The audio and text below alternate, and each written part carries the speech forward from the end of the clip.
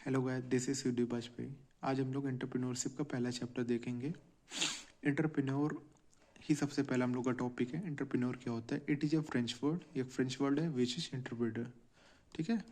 Date is individual who were undertakers, meaning who undertook the risk of the new enterprises. तो basically ऐसा individual जो risk ले रहा है नया एंटरप्राइज। एंटरप्राइज बेसिकली समझ लो बिजनेस होता है। ठीक है, नया बिजनेस खोलने में जो रिस्क ले रहा है वही हम लोग का एंटरप्रेन्योर होता है। एंटरप्रेन्योर बेसिकली एक इंडिविजुअल होता है जो न्यू बिजनेस को क्रिएट करता है, bearing most of the risk. बहुत ज़्यादा रिस्क बेसिकली बियर करता है, सहता है, and enjoying most of the reward from the enterprise he form. और बहुत सारा रिवॉर्ड भी इंजॉय करता है अगर वो सक्सेसफुल जैसे हो गया है ना अपने एंटरप्राइज या बिजनेस में। कुछ करेक्टरिस्टिक्स होती हैं एंटरप्रेन्योर में, वो हमको समझनी और आनी चाहिए। एंटरप्रेन्योर क्या होता है? एंटरप्रेन्योर ऑप्टिमिस्टिक होना चाहिए, उसके अंदर सक्सेस की डिजायर होनी चाहिए ना, कि सक्सेस पाना है मुझे। रिस्क टेकिंग एबिलिटी होनी चाहिए, रिस्क लेने से नहीं डरना चाहिए, बहुत इंपॉर्टेंट मानी जाती है। ठीक है। मैनेजमेंट स्किल्स अच्छी होनी चाहिए, लीडरशिप क्वालिटी होनी चाहिए, अपने कमिटमेंट को फुलफिल करने के लिए रेडी होना चाहिए। ठीक है भाई, जो उसने कमिट कर लिया कि मैं जैसे ये चीज़ डेवलप करूँगा तो उसको फुलफिल करने के लिए भी हमेशा उसको रेडी होना चाहिए। लर्निंग एबिलिटीज़ होनी चाहिए। Always have a vision what he do, है ना, क्या कर रहा है उसका विजन भी उसका होना चाहिए। ये नहीं कि कुछ भी कर ले रहा है ना, फ्यूचर में क्या रिजल्ट आएगा उस चीज़ का, वो उस चीज़ के बारे में भी बेसिकली सोचना चाहिए। Desire to do something new, हमें कुछ नया करने का डिजायर होना चाहिए। इनोवेटिव होना चाहिए, नया चीज़ इन्वेंटर मतलब करने का सोचना चाहिए उसको। प्रॉब्लम सॉल्विंग एबिलिटी, ये भी बहुत इंपॉर्टेंट माना जाता है कि प्रॉब्लम सॉल्विंग एबिलिटी होना चाहिए उस बंदे के पास। अब हम लोग पढ़ेंगे एंटरप्रेन्योरशिप क्या होता है। एंटरप्रेन्योरशिप बेसिकली एक प्रोसेस है starting managing and growing a business to generate profit. कोई बिजनेस को स्टार्ट करना, मैनेज करना, ग्रो करना, जिससे आपको प्रॉफिट गेन हो सके। इसमें क्या क्या चीज़ इन्वॉल्वमेंट होती है? It involves taking on financial risk, इसमें आप फाइनेंशियल रिस्क लेते हैं। Using innovative ideas and strategies, innovative ideas और स्ट्रेटजीज का यूज करते हैं to capitalize on market opportunities, जिससे आप बेसिकली मार्केट में जो भी अपॉर्चुनिटीज़ आ रही हैं छोटी मोटी, उसको कैपिटलाइज कर पाते हैं। फेजेस ऑफ एंटरप्रेन्योरशिप डेवलपमेंट, कौन कौन से फेज हैं? पहला है initial phase, development phase, then support phase. Initial phase क्या होता है? Creation of awareness of entrepreneurial opportunity based on survey. तो सर्वे करके एंटरप्रेन्योरियस अपॉर्चुनिटीज जो भी हो रही हैं उसको देखना। डेवलपमेंट फेज में implementation of training programme to develop motivation and management skill. Basically training programme को कंडक्ट कराना, जिससे जो भी आदमी है जैसे कि है ना उस वो मोटिवेट हो सके और मैनेजमेंट स्किल्स पे उसके अंडर डेवलप हो सके। और तीसरा सपोर्ट फेज, बेसिकली इंफ्रास्ट्रक्चर जो रिलेटेड होते हैं इंटरप्राइज से रिलेटेड ना, वो सब जैसे लिखा है infrastructure support to counselling and assistance to establish new enterprise and develop existing one, है ना। तो काउंसलिंग करना चाहिए and assistance to establish new enterprise, जो भी स्टैब्लिश कर रहे हो इंटरप्राइज उसके लिए। Difference between entrepreneur and entrepreneurship, क्या होता है डिफरेंस इंटरप्रेन्योर में और एंटरप्रेन्योरशिप? इंटरप्रेन्योर बेसिकली एक पर्सन होता है, एंटरप्रेन्योरशिप आपकी प्लान ऑफ एक्शन होता है। एंटरप्रेन्योर इज रिस्क बियरर, जो रिस्क लेता है, और एंटरप्रेन्योरशिप क्या होता है? रिस्क बेयरिंग एक्टिविटी होती है। इनोवेटर ये होता है, ये एक इनोवेशन का प्रोसेस होता है। इनिशिएटर होता है जो कोई चीज़ शुरू करता है। ये टेकिंग इनोवेशन इनिशिएटिव, है ना, ये प्रोसेस हो गया। स्कोप्स क्या है आपके एंटरप्रेन्योरशिप की? ये पीपल्स को जॉब प्रोवाइड कराती है, अपॉर्चुनिटीज़ प्रोवाइड कराती है, बिजनेस सेक्टर को इम्प्रूव करती है, कम्युनिटीज़ को डेवलप करती है, क्योंकि ये बेसिकली जैसे जॉब प्रोवाइड कर रही ना, तो जॉब्स जैसे थोड़े थोड़े मिलके कम्युनिटी बेसिकली डेवलप हो गई। Needs of entrepreneurship, finding the right customer, है ना, बेसिकली राइट कस्टमर को फाइंड करना जो आपके प्रोडक्ट को खरीदे और आपको बेसिकली प्रॉफिट गेन हो सके। और दूसरा बात करें तो बेटर रिजल्ट के लिए आपको राइट ऑडियंस को टारगेट करना चाहिए, है ना, जिससे आपके बेसिकली आपका स्केलेबल का मतलब मापनी, स्केलेबल बिजनेस ग्रो हो सके ना, जैसे बढ़ रहा है ना। अगर आप राइट ऑडियंस को नहीं बेसिकली टारगेट करेंगे तो जैसे क्या हो जाएगा, जैसे जिसको बेसिकली ज़रूरत है आप उसके पास जाओगे तभी तो वो आपके सामान को खरीदेगा ना। तो इसी वजह से ये पॉइंट है, टारगेटिंग द राइट ऑडियंस। आपको राइट ऑडियंस को टारगेट करना है फॉर बेटर रिजल्ट अगर आपको चाहना होना। गुड लिसनर होना चाहिए भाई, सबकी बात सुने, है ना, लोगों की बात सुने, उसको समझे, है ना, और उसी के अकॉर्डिंग प्रोडक्ट को डेवलप करे। लर्निंग एबिलिटी होना चाहिए एंटरप्रेन्योरशिप के अंदर, सीखे भाई मुझसे क्या गलती हो गई, अब आगे क्या नहीं करना है, ये चीज़ें। सपोज दैट वो फाइनेंशियली कोई कैपेबल नहीं है तो फाइनेंशली एक फाइनेंसिंग पार्टनर भी होना चाहिए आपके साथ, है ना, जो बेसिकली वो फाइनेंस दे, आप अपने इनोवेटिव आइडियाज़ लगाओ और बेसिकली इंटरप्राइज ग्रोथ होगी।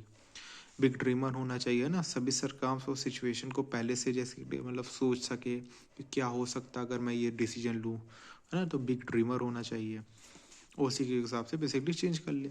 कॉन्सेप्चुअल मॉडल क्या है एंटरप्रेन्योरशिप का, तो बेसिकली कॉन्सेप्चुअल मॉडल यही 4 चीज़ों से बनता है, the person, the task, the environment and the organisation. Person क्या है, पर्सन जैसे जो चलिए आगे बता रहा हूँ।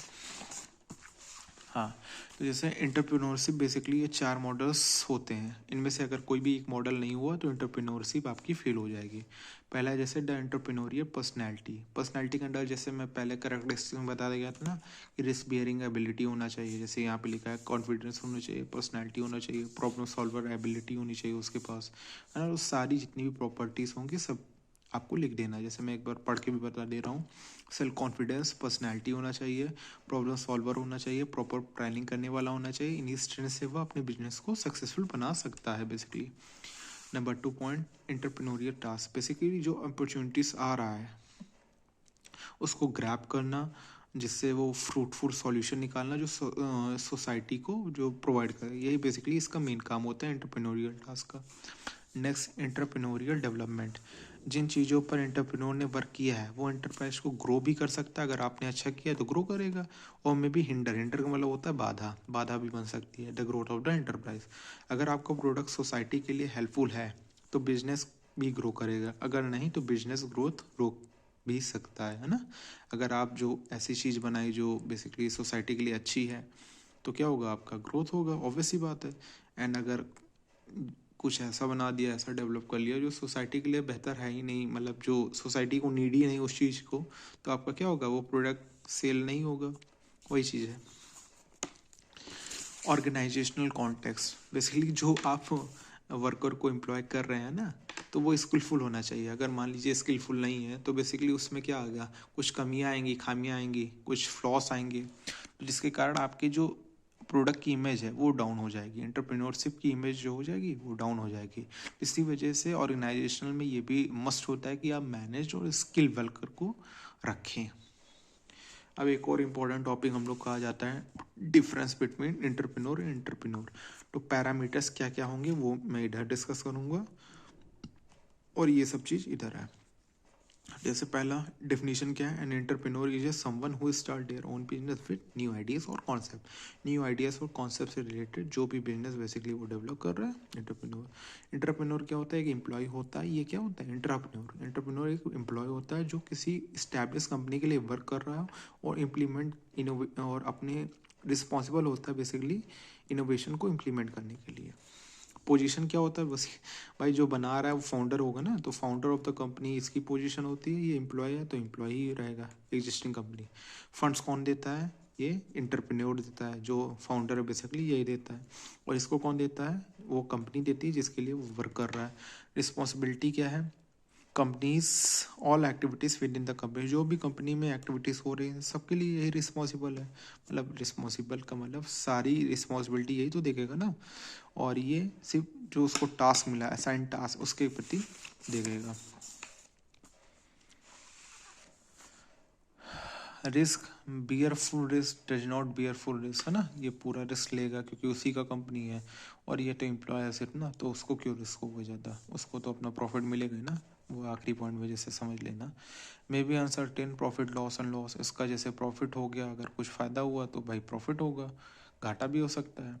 लेकिन इनकी क्या है, इनकी भाई सैलरी फिक्स होती है, इंसेंटिव भी मिलता है कभी कभी। तो एंटरप्रेन्योरियल डेवलपमेंट प्रोग्राम, इसके बारे में देखते हैं। ईडीपी जिसको शॉर्ट फॉर्म में कहते हैं एंटरप्रेन्योर, है ना, ईडीपी फुल फॉर्म क्या होता है, एंटरप्रेन्योरियल डेवलपमेंट प्रोग्राम।